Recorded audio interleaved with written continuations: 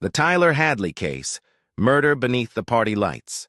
The Hadley home stood in a quiet Port St. Lucie neighborhood, tucked among modest lawns and palm trees swaying in the humid Florida breeze. It was a typical suburban backdrop. Children riding bicycles on the streets, parents trimming hedges, dogs barking behind white fences. Nothing about the neat, single-story house gave the impression that it would one day become the centerpiece of one of America's most chilling teenage crime stories. Inside the home lived Blake and Mary Jo Hadley, both hard-working and deeply involved in their children's lives. Blake, in his mid-50s, was a steady presence, practical and stern, but always striving to provide for his family. Mary Jo, warm but weary, devoted herself to her children with a nurturing patience that reflected years of sacrifices.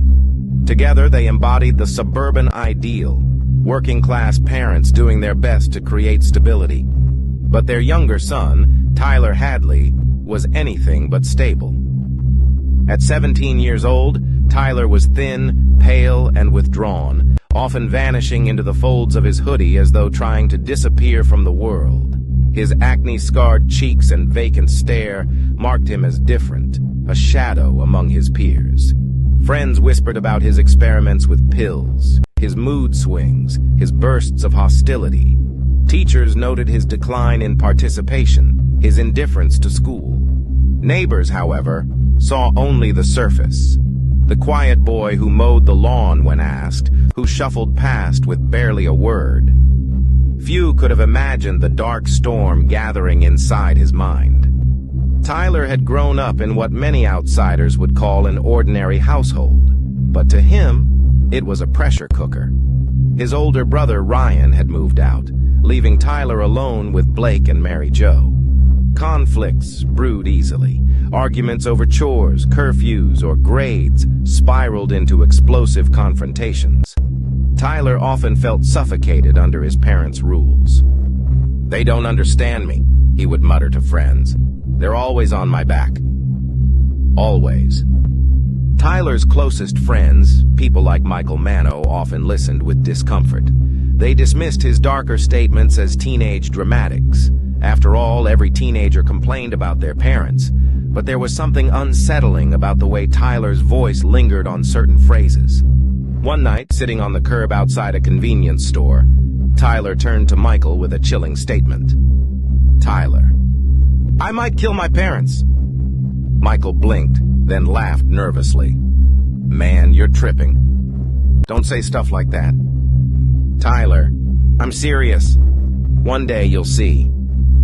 Michael shook his head, dismissing it as a twisted joke. He would later remember that moment as a warning no one heeded. In the months before the crime, Tyler's behavior grew erratic. He was caught stealing, sneaking out, getting into fights.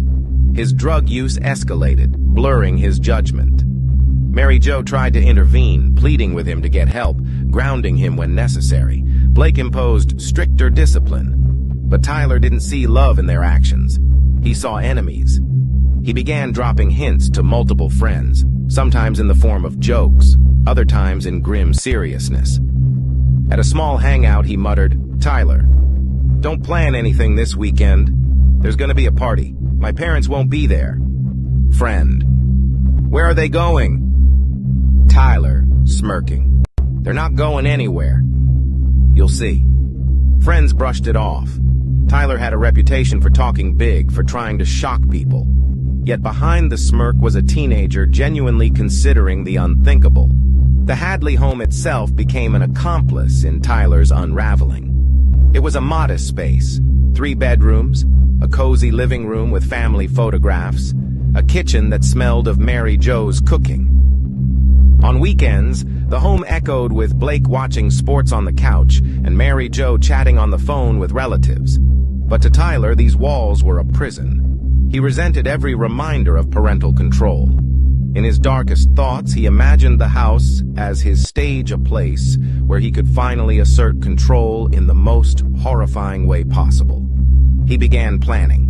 He thought about weapons, timing, cleanup. He even made cryptic posts online. The most infamous would come hours before the crime, when he casually posted on Facebook, "Party at my crib, might go until late."